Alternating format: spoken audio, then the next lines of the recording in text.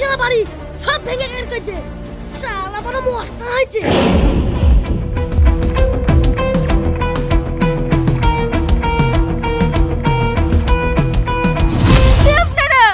আপনারা এরকম করছেন কেন? দয়া করে আপনারা এরকম করবেন না। এই তো ছেলে কোথায় বল, বল তো ছেলে কোথায়? ও তো বাড়িতে নাই। কেন আমার ছেলে কি করেছে? তোর ছেলে কি করেছে? তোর ছেলে বড় অফিসার হয়ে গেছে, সব ভেঙে তছনছ করে দে। দুহাই লাগে তোমাদের দুটো পায়ে পড়ে, তোমরা এরকম কাজ করো না।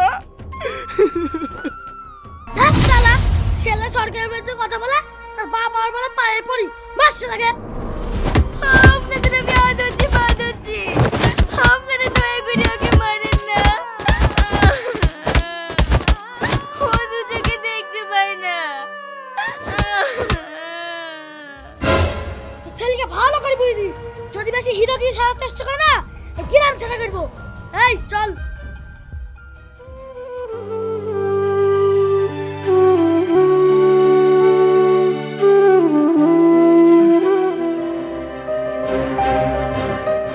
হাসান ভাই, তুমি তাড়াতাড়ি বাড়ি যাও।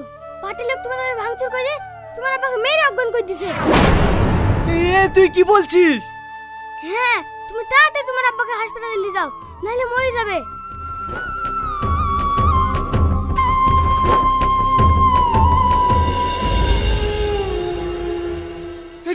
ডাক্তার বাবু, আপনি তাড়াতাড়ি আমার আব্বাকে বাঁচান, আমার আব্বা অজ্ঞান হয়ে গেছে। আচ্ছা ঠিক আছে, চলুন।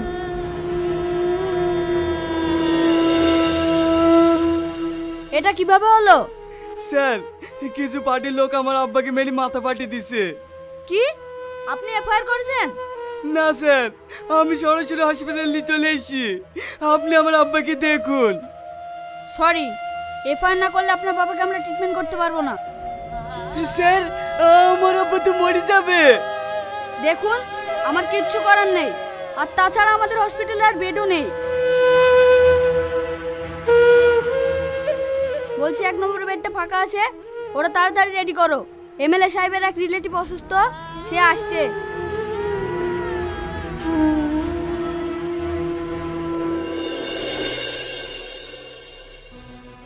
স্যার, আমার আব্বাকে কিছু পার্টির লোক মেরে মাথা ফাটিয়ে দিয়েছে।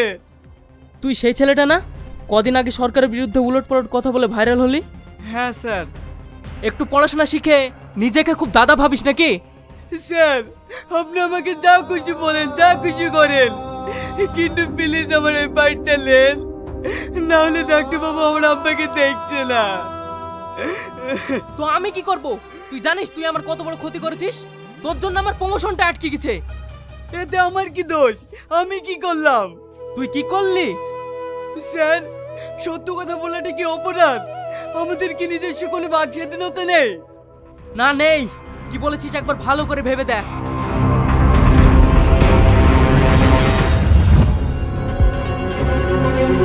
আজকে আমরা চলে এসেছি পল্লীগ্রাম নিউজ চ্যানেলের পক্ষ থেকে। তো চলুন জেনে নিই, একটি ছেলেকে এমএ পাস করা সত্ত্বেও কেন তাকে চায়ের দোকানে কাজ করতে হচ্ছে। আপনার নাম আমি অনেক শুনেছি, আপনি সেই এমএ পাস করা চাওয়ালা তো? হ্যাঁ। আচ্ছা, আপনি একটা কথা বলুন তো, আপনি এত বড় একটা ডিগ্রি কমপ্লিট করার পরে সামান্য একটা চায়ের দোকানে কাজ করছেন কেন? আপনি তো কোনো একটা ভালো কাজ করতে পারতেন। আর ভালো কাজ? আচ্ছা একটা কথা বলুন তো, আমাদের মতো শিক্ষিত ছেলেমেয়েদের জন্য সরকার কোন কাজটা করেছে?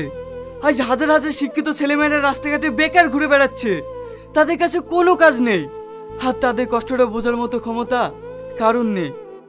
কিন্তু দেখুন, যারা জনগণের ভোট নিয়ে সিংহাসনে বসে আছে, তাদের আমাদের কথা ভাবার মতো একটুও সময় নেই, কারণ তারা তো ভালো আছে। আজ হসপিটালে যাবেন, সাধারণ মানুষের কোনো চিকিৎসা নেই। পুলিশ স্টেশনে যাবেন, সেখানে ঘুষ না দিলে কোনো কাজ হবে না। আর চাকরির পরীক্ষা দেবেন, সেখানে ঘুষ না দিলে কোনো চান্স পাবেন না। তাহলে আমাদের মতো সাধারণ মানুষরা কি করবে? তাই এমএ পাশ করে ডিগ্রিটাকে ফাইলে রেখে আর চায়ের দোকানে কাজ করছি। আপনি ঠিকই বলেছেন। এতক্ষণ আপনারা শুনছিলেন সেই শিক্ষিত এমএ পাস চাওয়ালার মনের কথা। তাই আপনারা আরও নিত্য নতুন খবর পেতে আমাদের চ্যানেলের সঙ্গে থাকুন, দেখতে থাকুন পল্লীগ্রাম নিউজ। এসব কি দেখছি? চারিদিকে শুধু একটাই নিউজ। এরকম চলতে থাকলে কি জনগণ আমাদের ভোট দেবে? স্যার আপনি একটু মাথা ঠান্ডা করুন, আমি ব্যাপারটা দেখছি। কি মাথা ঠান্ডা করবে? আপনাকে আমি 24 ঘন্টা সময় দিলাম। 24 ঘন্টার মধ্যে আপনি যদি ওই ছেলেটার মুখ না বন্ধ করতে পারেন তাহলে আপনাকে আমি সাসপেন্ড করব। আপনি কিভাবে বন্ধ করবেন তা আমি জানি না, কিন্তু ওর মুখ আমি বন্ধ চাই। Okay sir.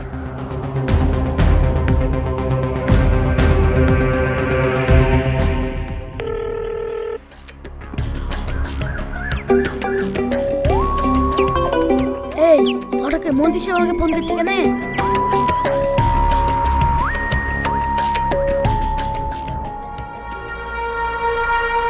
ঠিক আছে স্যার, চল।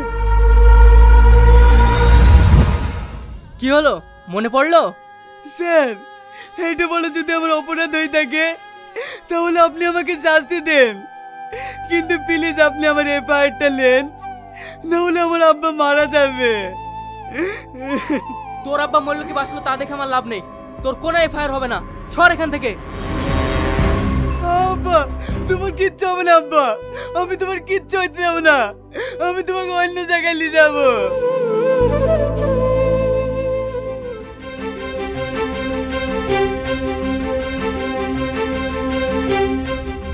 ড্রাইভার একটু জোরে চলেন না, আমার আব্বা কেমন করছে। আব্বা তুমি কথা বলছো না কেন? তুমি কথা বলো আব্বা। ওকে তোমার কি হলো? তুমি কথা বলছো না কেন? ওকে তুমি কথা বলো।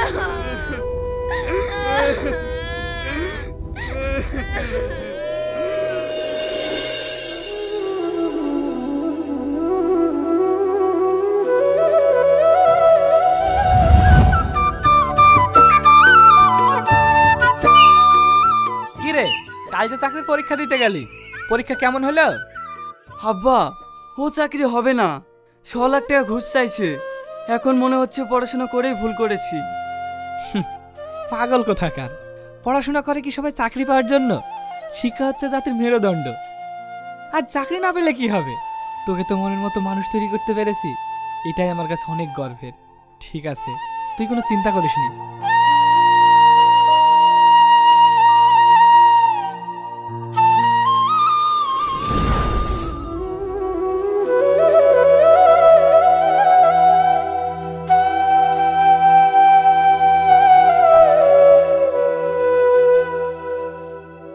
কিরে তুই কাঁদছিস কেনে?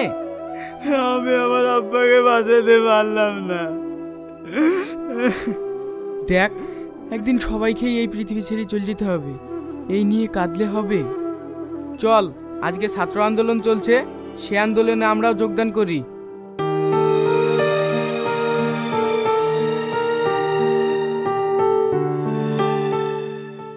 আমাদের দাবি মানতে হবে। শিক্ষিত ছেলে মেয়েদের চাকরি হচ্ছে না কেন? সরকারের কাছে জবাব চাই, জবাব চাই, জবাব চাই, জবাব চাই, জবাব তোমায় দিতে হবে। দিতে হবে, দিতে হবে। একটা কথা সবাই জেনে রাখো, আমাদের অধিকার থেকে আমরা এক ধাপ পেছে হাঁটবো না, কারণ যতক্ষণ পর্যন্ত সরকার আমাদের দাবি না মেনে নেবে ততক্ষণ পর্যন্ত এই আন্দোলন চলতে থাকবে। তাতে যদি আমাদের প্রাণও চলে যায় কেউ এক পা পেছে হাঁটবে না। কি হলো, তোমরা সবাই রাজি তো? হ্যাঁ আমরা রাজি। আমাদের দাবি মানতে হবে, মানতে হবে, মানতে হবে, মানতে হবে, আমাদের অধিকার দিতে হবে, দিতে হবে, দিতে হবে, দিতে হবে। এসব কি হচ্ছে দেখতে পাচ্ছেন না? আমরা ধর্নায় বসেছি, যতক্ষণ পর্যন্ত সরকার আমাদের চাকরির ব্যবস্থা না করবে ততক্ষণ পর্যন্ত আমরা এখান থেকে উঠবো না। এখানে কোনো ধর্নায় বসা হবে না, ওঠ এখান থেকে। না, আমরা উঠবো না। উঠবি নি? চল শালা।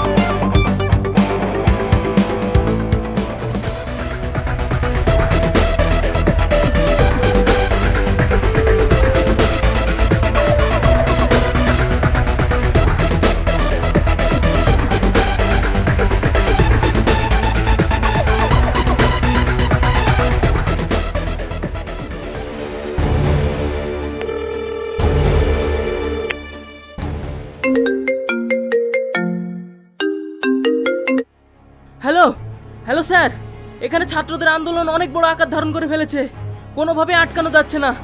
এখন আমরা কি করব? আমি কোনো কিছু শুনতে চাই না। আমি ছাত্র আন্দোলন বন্ধ দেখতে চাই। তাতে যদি ফায়ার করতে হয় তাও করতে পারেন। Okay sir.